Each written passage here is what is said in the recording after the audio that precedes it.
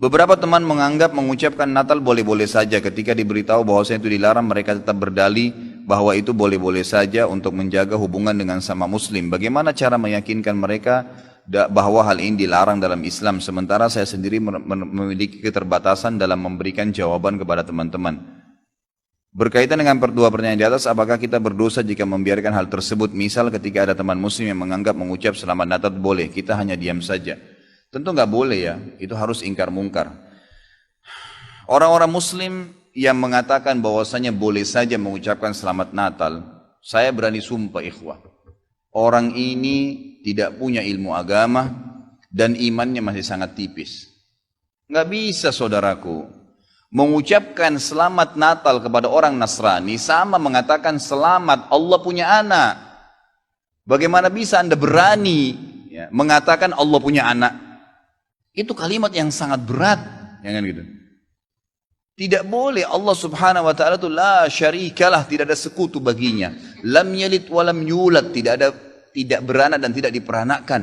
Dan Allah subhanahu wa ta'ala telah mengkafirkan orang-orang Nasrani dalam surah Al-Ma'idah. A'udzubillahi minasyaitonirrajim, laqad kafara alladziina qalu innallaha tsalitsu tsalatsa. Allah telah telah kafir orang-orang Nasrani yang mengatakan trinitas.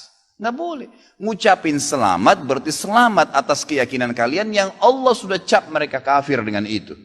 Bagaimana bisa dikatakan untuk menjaga hubungan dengan mereka? Kalau Anda menjaga hubungan dengan orang non-muslim, orang Nasrani dengan berteman, bertetangga, partner bisnis, kan gitu. Orang tua kita yang kafir kita silaturahim, tetap berbakti padanya. Kerabat-kerabat yang masih non-muslim kita silaturahim, jenguk kalau sakit, membantu orang miskin mereka. Boleh saja. Tidak ada yang larang dalam Islam itu. Tapi jangan sama sekali berhubungan dengan masalah keyakinan dan ibadah mereka. Nggak boleh memang dalam masalah ibadah. Allah mengatakan, ini tadi subhanallah saya pikir antum sudah tahu nih. Ya, makanya saya ulangin lagi sebab turunnya surah Al-Kafirun. Al-Mughirah telah datang kepada Nabi SAW mengatakan, wahai Muhammad, Mekah kita bagi dua saja. Sehari buat kamu, sehari buat kami. Kata Nabi SAW, saya belum faham, coba jelaskan lagi. Kata dia, sehari Muhammad, kau dukung ibadah kami. Kau ucapkan selamat buat kami. Kau ikutin ajaran-ajaran agama kami. Sehari lagi besok kami ikutin agamamu, kami ucapkan selamat untukmu. Kami dukung ibadahmu. Apa jawaban Nabi SAW? Sehari-sehari. Biar adil. Kata Nabi SAW, tidak boleh. Kata dia, wahai Muhammad, sehari buat kami. Dukung kami, ucapkan selamat buat kami, ikutin ritual kami. Seminggu buat kamu. Kata Nabi SAW, tidak boleh. Muhammad, sehari buat kami, sebulan buat kamu. Tidak boleh. Sehari Muhammad buat kami, setahun buat kamu. Tidak boleh, kata Nabi SAW. Terakhir, hai Muhammad, sehari buat kami, seumur hidup buat kamu. Sehari kamu ikutin kami, dukung ritual kami, selamat buat kami. Kalau pakai akal sehat, kalau pakai akal manusia, bukan akal sehat, akal manusia saja secara biasa, kan gitu. Kita pikir, oh lebih baik sehari kita ikutin orang kafir, dukung saja, ucapin selamat sama dia, selesai. Seumur hidup akan masuk Islam. Apa jawaban Nabi SAW? Tidak boleh. Lalu Jibril AS datang pada saat itu langsung membawa surah Al-Kafirun. A'udzubillahi minasyaitonirrajim. Qul ya ayyuhal kafirun. Katakan kepada orang-orang kafir. Orang kafir ini semua yang tidak syahadat.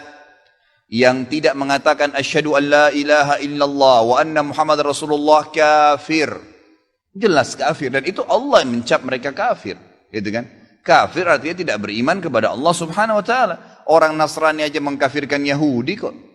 Kan itu. Yahudi mengkafirkan Nasrani, mengkafirkan Muslim. Kenapa orang Muslim nggak bisa mengkafirkan? Karena sementara kita jelas-jelas meyakini kenabian Musa, meyakini kenabian Isa alaihissalam.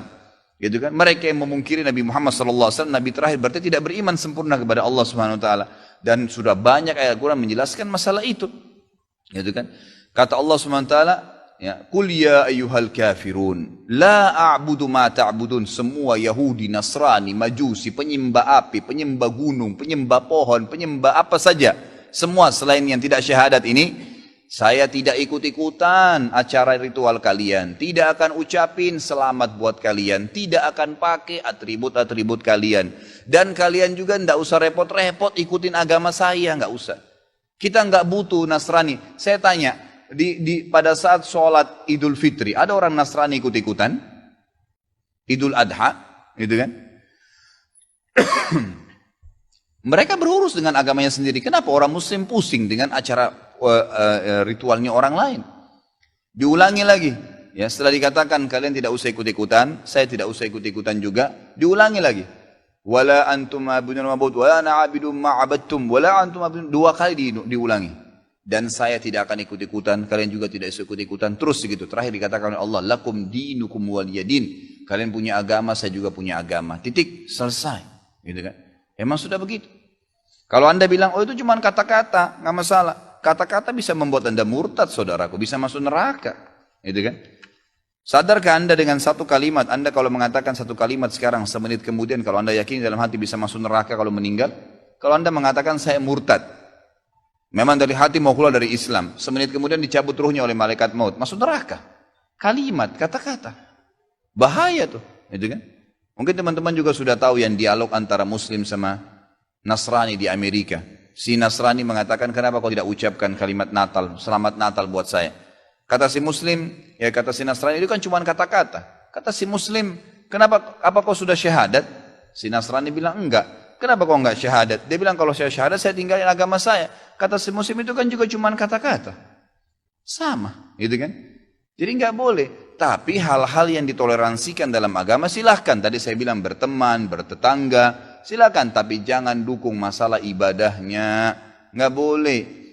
Sampai pernah ditanya kepada Syekh Bimbas, apa hukumnya orang-orang, mohon maaf ini teman-teman kita, semoga Allah berikan hidayah yang belum tahu, yang menjadi security menjaga gereja misalnya, atau orang-orang yang menjadi tukang parkirnya kena lagi banyak mobil, halalkah pendapatannya? Bolehkah itu? Fatwa ulama tidak boleh. Karena ada hadis Nabi SAW yang berbunyi, kalau ahli kitab, khusus Yahudi dan Nasrani terutama, kalau mereka sedang beribadah di tempat ibadah mereka, jauhilah. Karena laknat Allah sedang turun. Hadis Nabi SAW. Kenapa nggak bisa cari rezeki di tempat lain? Subhanallah. Rezeki itu sudah dibagi oleh Allah SWT. Hati-hati saudaraku, gitu kan? Jadi orang yang mengatakan seperti ini karena tidak paham agama.